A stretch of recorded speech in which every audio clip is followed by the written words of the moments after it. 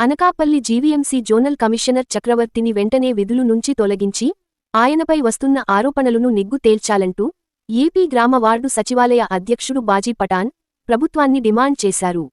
అనకాపల్లిలో ఆయన ఆదివారం నెహ్రూ చౌక్ జంక్షన్ కూడలిలో స్టేట్ బ్యాంక్ వద్ద ఏర్పాటు చేసిన దీక్షా శిబిరంలో నిరవధిక నిరాహార దీక్ష చేపట్టారు. మరోవైపు ఆయనకు మద్దతుగా దీక్ష శిబిరానికి చేరుకున్న గ్రామ వార్డు సచివాలయ సిబ్బంది జోనల్ కమిషనర్ చక్రవర్తికి వ్యతిరేకంగా నినాదాలు చేశారు.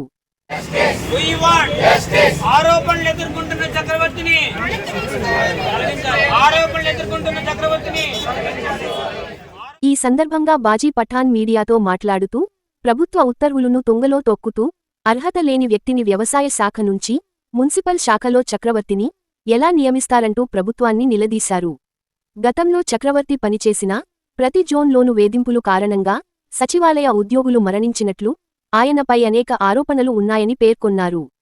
చక్రవర్తిపై వచ్చిన ఆరోపణలకు సంబంధించి రాష్ట్ర ప్రభుత్వం వేసిన అనేక విచారణలు ఇప్పటికీ పెండింగ్లో ఉన్నాయని పేర్కొన్నారు. వ్యవసాయ శాఖకు చెందిన వ్యక్తికి తిరిగి మున్సిపల్ శాఖలో పోస్టింగ్ ఇచ్చిన ప్రభుత్వం దీనికి సమాధానం చెప్పాలని డిమాండ్ చేశారు. ఈ విషయంపై అనేకమార్లు ఉన్నతాధికారులకి ఫిర్యాదు చేసినా కనీసం పట్టించుకోలేదని తెలిపారు. చక్రవర్తి నియామకాన్ని తక్షణమే వెనక్కి తీసుకోవాలని, అలాగే అతనిపై పెండింగ్లో ఉన్న విచారణలను పూర్తిచేసి చక్రవర్తి వేధింపులకు గురైన సచివాలయ ఉద్యోగులకు న్యాయం చేయాలని ప్రభుత్వాన్ని కోరారు. నా పేరు Baji Pathan, AP CPS employees association రాష్ట్ర అధ్యక్షుడిని. అలాగే 51 సంఘాల ఒక జేఏసీ ఉద్యోగ ఉపాధ్యాయుల సంఘాల జేఏసీకి సెక్రటరీ జనరల్గా పనిచేస్తున్నాను రాష్ట్రంలో.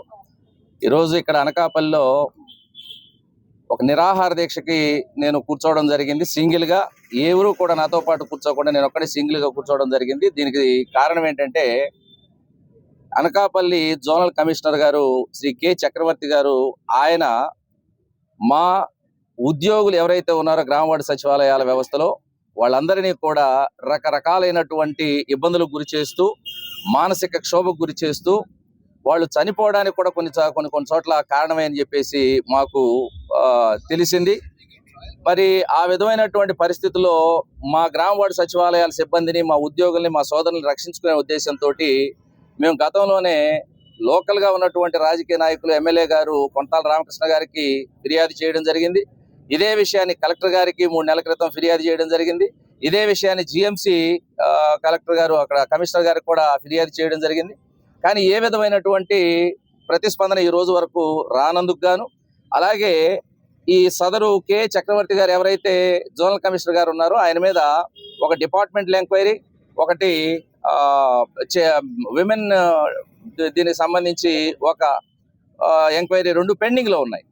అలాగే ఒక అగ్రికల్చర్ డిపార్ట్మెంట్ సంబంధించినటువంటి చక్రవర్తి గారు మున్సిపల్ డిపార్ట్మెంట్లో ఇంకెవ్వరూ సమర్థులు లేరు అనకాపల్లిలో రాజ్యం వెళ్ళడానికి అన్నట్లుగా ఆయన్ని ప్రమోషన్ వచ్చి వెళ్ళిపోయినటువంటి వ్యక్తిని మరలా తీసుకొచ్చి ఇదే అనకాపల్లిలో జోన్లో మరి కమిషనర్గా వేయడం జరిగింది.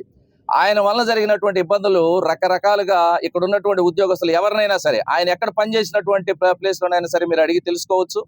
ఆయన వైఖరిని నిరసిస్తూ మా ఉద్యోగులు ఎవరైతే సచివాలయ ఉద్యోగులు చనిపోయారో వాళ్ళకి అండగా మాకు న్యాయం చేయమని, పెండింగ్లో ఉన్నటువంటి 2 ఎంక్వైరీస్ త్వరగా కంప్లీట్ చేయమని, అప్పటి వరకు ఎవరైతే అక్రమంగా మరి మున్సిపల్ డిపార్ట్మెంట్లోకి ట్రాన్స్ఫర్ మీద లేకుంటే డిప్లాయ్మెంట్లో వచ్చినటువంటి చక్రవర్తి గారిని ఈ అనకాపల్లి జోన్ నుంచి తొలగించి ఆయన్ని సస్పెన్షన్లో ఉంచి ఆయన మీద ఉన్నటువంటి ఎంక్వైరీలు పూర్తి చేయవలసిందిగా మేము ప్రభుత్వాన్ని డిమాండ్ చేస్తూ మరి ఈరోజు నిరవధిక నిరాహార దీక్షకు పోలీసు వారిని పర్మిషన్ అడగడం జరిగింది నిన్న.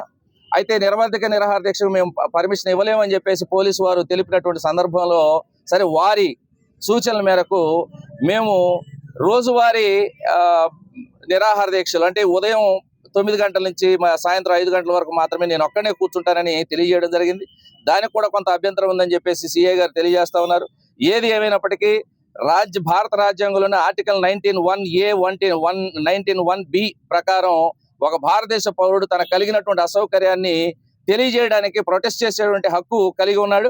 ఆ హక్కును మా నుంచి తొలగించలేరని, ఆ హక్కు ద్వారానే మేము పోరాటం చేస్తామని, అలాగే మా గ్రామ వార్డు సచివాలయాల సిబ్బంది ఎవరైతే అనకాపల్లి జోన్లో పనిచేస్తున్నారో వాళ్ళందరినీ రక్షించుకొని తీరుతామని, ఈ విషయాన్ని అవసరమైతే సిఎస్ గారి దృష్టికి తీసుకెళ్లడం కోసం ఆయన అపాయింట్మెంట్ కూడా అడగడం జరిగిందని, రేపు 10వ తారీఖు జరగబోయేటటువంటి ముఖ్యమంత్రి గారి మీటింగ్లో కూడా మా జేఏసీ తరపున నాయకులు ఈ విషయాన్ని అక్కడ ప్రస్తావించి సీఎం గారి దృష్టికి కూడా తీసుకెళ్తామని, అయితే అక్రమంగా మా మీద ఏ విధమైనటువంటి చర్యలు తీసుకోవడానికి కోసం ప్రయత్నం చేసినా కానీ మరి అది తీవ్రమైనటువంటి వ్యతిరేకతకు దారితీస్తుందని కూడా మేము సవినయంగా మనవి చేస్తా ఉన్నాం. చక్రవర్తి గారిని అబెయన్స్ లో పెట్టి, సస్పెన్షన్ లో పెట్టి ఆయన మీద ఉన్నటువంటి ఎంక్వైరీలు పూర్తి చేయాలి.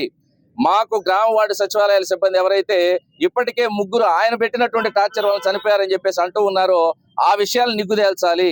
అంటే ప్రభుత్వాలకు కానీ అధికారులకు కానీ వేల సంఖ్యలో ఉన్నటువంటి ఉద్యోగుల కంటే ఒక అధికారిని, అది కూడా అవినీతి మచ్చ ఉన్నటువంటి అధికారిని మరి రక్షించుకోవడం ప్రధానమైనటువంటి అంశం అని చెప్పేసి మేము ప్రశ్నిస్తా ఉన్నాం. ఈ విషయంలో న్యాయం జరిగే వరకు, మా చనిపోయినటువంటి గ్రామ వార్డు సచివాలయాల కుటుంబాలకు న్యాయం జరిగే వరకు, ఇప్పుడు ఉన్నటువంటి వాళ్ళు ఎవరైతే మానసిక క్షోభ అనుభవిస్తున్నారో వాళ్ళకి న్యాయం జరిగే వరకు ఖచ్చితంగా పోరాడి తీరుతామని ఏపీసీపీఎస్ ఎంప్లాయీస్ అసోసియేషన్ పక్షాన, అలాగే ఐక్యవేదిక పక్షాన మేము తెలియజేస్తా ఉన్నాం. ఏ విధమైనటువంటి అడ్డంకులు వచ్చినా కానీ న్యాయపరంగాను, ధర్మపరంగాను, ప్రభుత్వ పరంగాను మేము దాన్ని ఫేస్ చేస్తామని, మాకున్నటువంటి హక్కులను కాలు రాయొద్దని దయచేసి అధికారులను కూడా మేము వేడుకుంటున్నాం. ఇక్కడ న్యాయం జరిగితేనే నేను లేచి వెళ్తానని చెప్పేసి సవినయంగా తెలియజేస్తూ విరమిస్తున్నాను.